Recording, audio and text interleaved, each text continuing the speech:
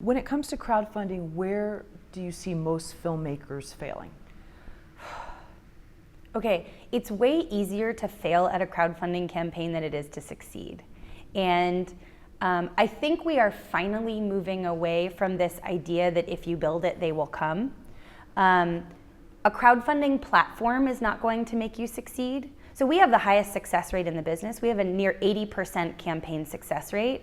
And that's because we spend several stages of feedback with our filmmakers before we say, yes, we think you're ready to crowdfund.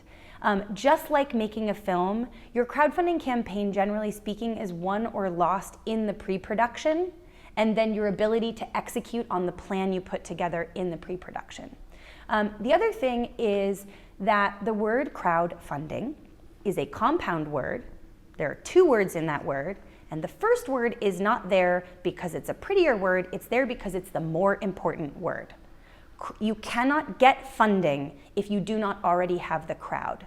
So filmmakers often make the mistake, and actually people in general in crowdfunding make the mistake that your crowdfunding is where you do your audience building. No. Crowdfunding is a phase, and it's not the first phase, of audience building that you are doing throughout your entire career, right?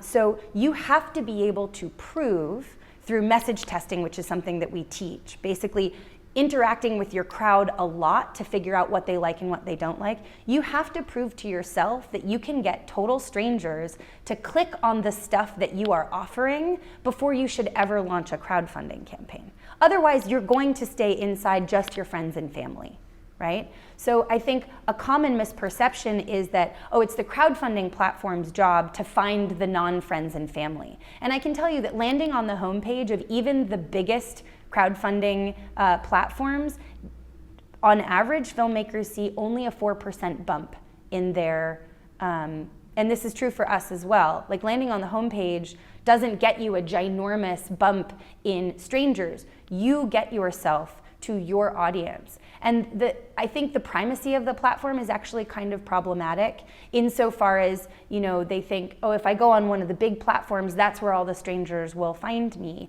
No, you have to find the strangers and tell them where you are.